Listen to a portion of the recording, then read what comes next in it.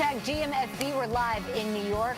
I think we can all agree one of the best stories in all of sports right now is Tiger Woods bouncing back into form and teeing off at the Masters this morning. That got us thinking here at the breakfast table about NFL players that we think might have taken an L because of injury, because of poor performance, but they'll bounce back this year. All right, so I want to go with a quarterback and a guy who is one of the best young talents in the league and a friend of the show.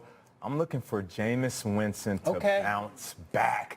Big Sean style. Listen, last season he ate the meals, but this year he bounced back. That's how it's going to go down. Listen, the first 8 games, week 1 through 9, this is before and after the shoulder injury, he was averaging 240 yards per game, and then the last 5, 316. So he's caught a rhythm after he started to kind of catch health with his body. Now, Jameis Winston, they assured that Mike Evans is going to be around, so having your number 1 receiver is huge.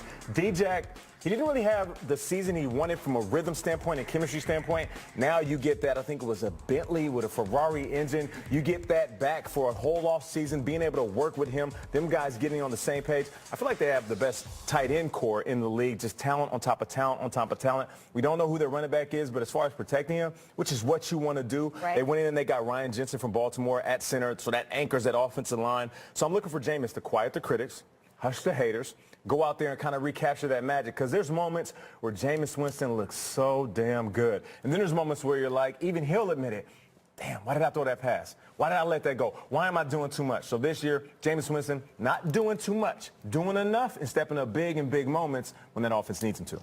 I want him to bounce back. I want this guy. Yeah, you want this little one right here. This is the first guest ever on our show. First guest ever on our show. This is our guy. That was the figurine. Look, week 17 last year, they played the New Orleans Saints, and it was a game the Saints needed to win. The Saints needed to win that because it would have ensured them winning the division title. They eventually did win the division title because the way things shook out. But the Buccaneers were back against the wall, fourth quarter, 2 minutes left, and Jameis Winston went on a drive and hit Chris Godwin for a game-winning touchdown.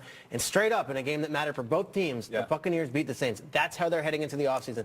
A lot of reason for optimism if you're a Bucs fan. And Doug Martin's gone, of course, but there was some inconsistency there anyway. It was like he was in love with the game and wasn't in love with the game. So finding out who their star running back is going to be, that's going to be the ultimate question, because I would love to see just a dominant, consistent runner, because Jameis really hasn't had that. A dominant, consistent running back that he can turn around, hand the ball off to, dump it off. That takes a ton of pressure off a young quarterback who wants to do a lot. So this year, hopefully he won't be eating dubs. He'll just be handing them out. I just love all the love Jensen's getting on our show. Ryan Jensen is Why is he so mad, though? Why is he so nasty? Angry player. Angry guy. Who you got for bounce back? I'm going with a quarterback in the state of Florida, too, and this is probably not the most popular player by fans everywhere. He's been getting dragged for the last couple of seasons, and in 2016, he partially tore his ACL. Opted not to have surgery. 2017 says, I'm not going to have surgery, and they go to preseason, and what happens in training camp? Tears his ACL, misses the entire year. I'm going with Ryan Tannehill from the Miami Dolphins, and hear me out. Ryan Tannehill from the Miami Dolphins. The last time we saw him play in an NFL regular season, the Dolphins in their last 7 games before he got injured were 6-1. He completed 70% of his passes, and he had 13 touchdowns and just 5 interceptions. Tannehill is like some distant memory. Like, no one talks about Tannehill. But I did a couple Dolphins games last year, and I will tell you, who is the guy on the sidelines talking to Jay Cutler, talking to Matt Moore, basically being Adam Gase's coach on the sidelines for the quarterbacks? It was Ryan Tannehill. He's been through so much adversity the last 18 months. When you tear your ACL, say, I'm going to fight through it, and then you really tear the ACL, miss the whole season, puts a lot of things in perspective. He's under contract. Coming up, that contract in 2020, they can get out of that thing. This is a do-or-die kind of season for Ryan Tannehill. A lot of talk about the Dolphins looking for a quarterback in the draft. They might be. Maybe the challenge is good. Maybe Tannehill shouldn't be gifted everything. I'm going Ryan Tannehill. I think he's going to have a bounce-back year, and I think the Dolphins are going to be better than people think. I love that. I feel like we haven't talked about them at all. I'd love to hear. Miami fans always really vocal on Twitter. So what are your thoughts on Tannehill coming back and bouncing back at hashtag GMFB? I'm going to go with a player for this one, but it's just going to be a moment that I think he's going to bounce back from that will be a blip on the radar, and it is Saints safety Marcus Williams, who tremendous rookie season. Before we even get to what happened with the mini miracle, it's sort of the dark side of that, let's just talk about what a great season he had. He was second in interceptions by all rookies. If you take a look at how he stacks up with everybody, it's Marcus Williams, 4 picks. He finished 3rd on the team, guys, with 71 tackles.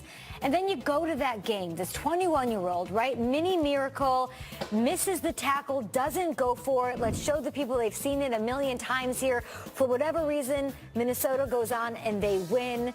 But let's really think about this. Would the Saints have even been in this game if it wasn't for Marcus Williams, who couple of quarters earlier, intercepts Case Keenum. They were down 17-zip. He makes the pick off of Keenum, sets up a Michael Thomas touchdown to even be in this game. I loved having Sean Payton on our show during Super Bowl week in Minnesota, and he came on and he said, this kid's resilient. This kid can deal with adversity. His exact quote was, one play will not define him after the rookie season that he had. I got so much confidence from Sean Payton saying that he's going to overcome this. The entire defense, the offense will in such a brutal loss. He's young. He's a tremendous talent. He'll bounce back from this. I love it. And we had Marcus Lattimore on also, and we said, what about Williams? That's my guy. That's my guy. Everyone talked about the first-round pick, Defensive Rookie of the Year, but in that building, that whole rookie class, and it really starts with Lattimore and Ramczyk, the first-rounders, and Marcus Williams is considered one of those guys that is going to build the Saints for the next 10 years. So excited to see him bounce back, as I know he will. Is that going to drive him, you think, Nate, like that moment to just get rid of it, to somehow shake it? Yeah, fans, they go into hysteria quickly, so they're going to remember that briefly. The thing about football players, as the fans start to forget it and get ready for the following season, he's going to continue to remember it. Like, I remember the most simple plays. I mean, plays that didn't even decide games. I remember plays that did decide games, and I'll never forget. I'm talking dating all the way back to high school. So he's going to remember that, and it's going to be great motivation for him. And like you said, Kay, the young man balled out throughout the year. It's one play, and if I can give you just a brief insight on what he was thinking, think about the rules for a second for a defensive player. As the ball's in the air, you're seeing the wide receiver, you see the sideline, you're thinking, if I hit him a split second too early, if I try to take my helmet out of the way, and then Stephon Diggs moves his body towards that way, it's a flag. It's a flag either way. So I know what he's thinking. He's like, if I keep my hands by my side and I basically just move out the way because this play does not look like it's going to land, I'll be good. I don't want to put my team in a position where there's a flag on the play and they're closer to the end zone. That's who we think is going to bounce back. There's also, I mean, think about all the stars that are bouncing back from injury, and Aaron Rodgers, J.J. Watt, Odell. What do you guys think? Tweet us at #GMFB. We'll get your tweets live on the show. And let's talk about Derek.